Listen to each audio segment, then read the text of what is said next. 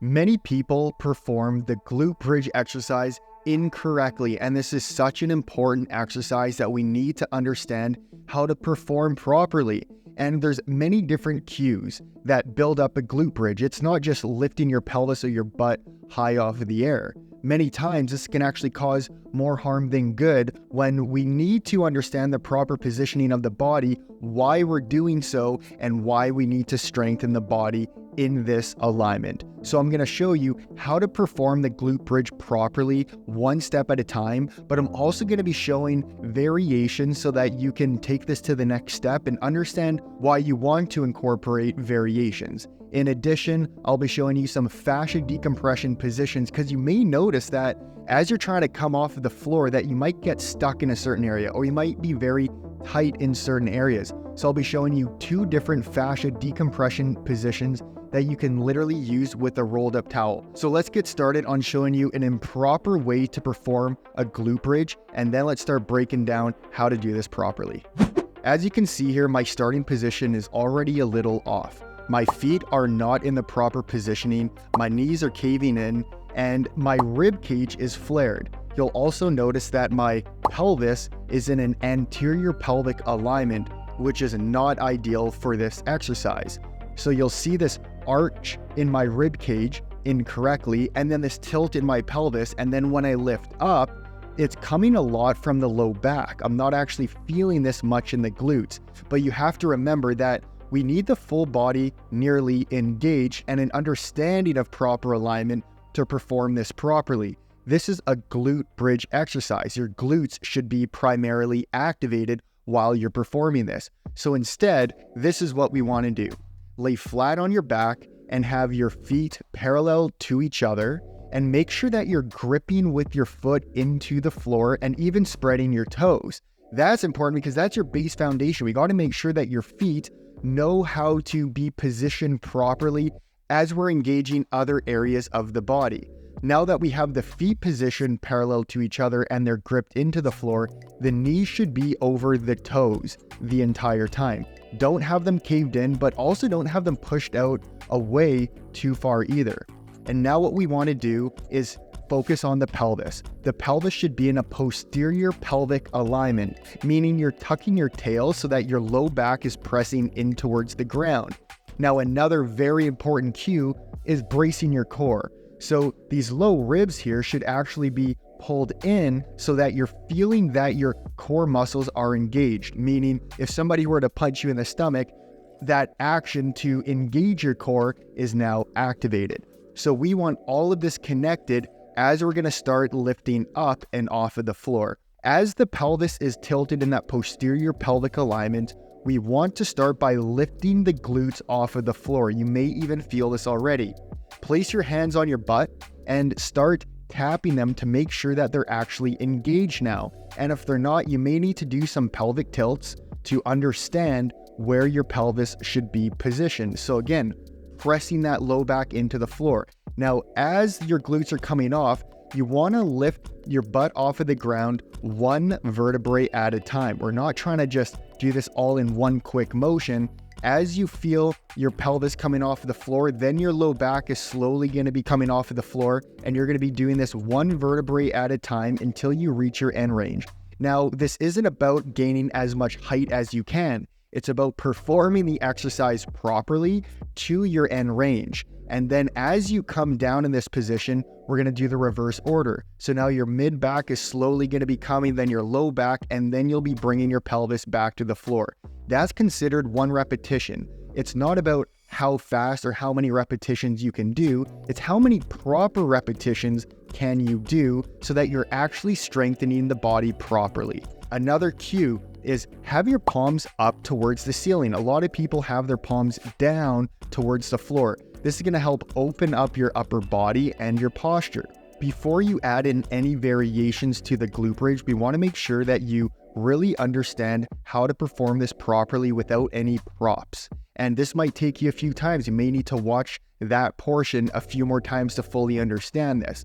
But now what we're going to do is grab a rolled up towel or a pillow or something that you can position between your thighs. And now we're going to be training the adductors here, but this is also going to help keep those knees in alignment with your feet. Now, you don't want your knees still caving in, so if the towel is too small, then you need to broaden it or add in another pillow.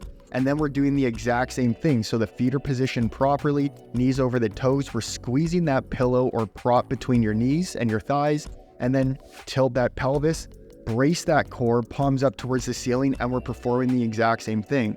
You might notice that it's a lot more challenging as we have something between the thighs, because now we're creating more engagement with different areas of the body. Different muscles are now being engaged. And that's a good thing if this is challenging. This is something that we need to work on.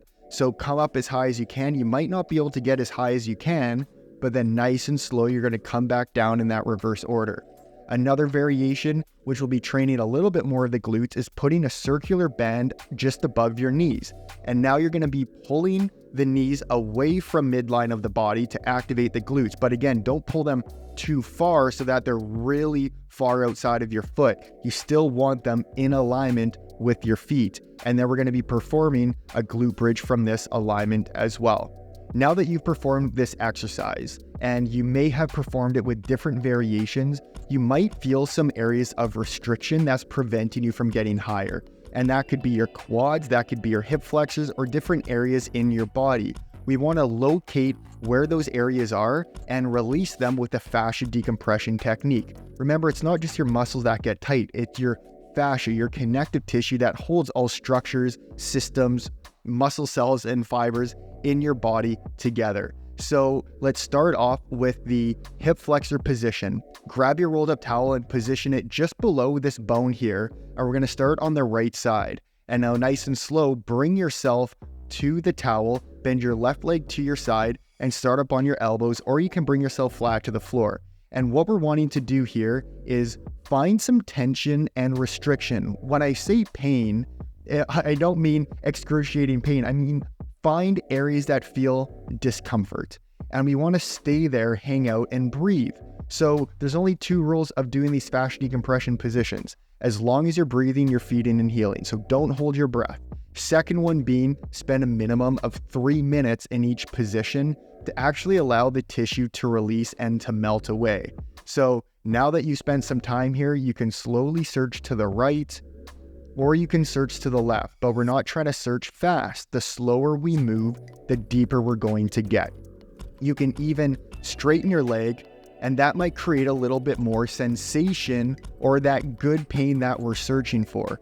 And again, make sure you're breathing through these movements, and the slower you move, the deeper you will get. After you spend a minimum of 3 minutes, you can spend longer if you would like. Place your hands on your shoulders, nice and slow, exhale up and off. Now, make sure that you repeat this position on the other side for about 3 to 5 minutes. Now, once you've done so, revisit the glute bridge. You might notice that you can come a little bit higher. You might be able to tilt your pelvis a little bit more into that posterior pelvic alignment and have better glute activation.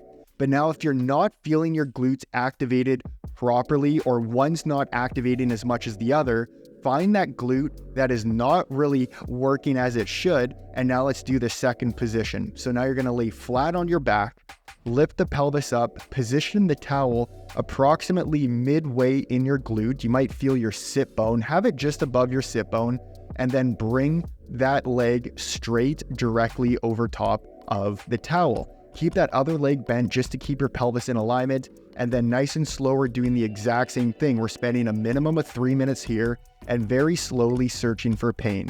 So you may want to search to the right. You might want to bring more of your weight to the left. And as you perform a movement, stay there for a while, 5 breaths if you can, if not even longer. And then if you really want to ramp this up, you can bring your right leg up and off of the floor. You can even bend that knee and start searching. We're looking for these adhesions and any blockages in the way that's preventing you from performing this exercise correctly. So once you spend 3 minutes or so here, come back to the floor, exhale up and off, and then you can bring the towel to the other glute if you would like. And now let's perform that exact same position for 3 minutes.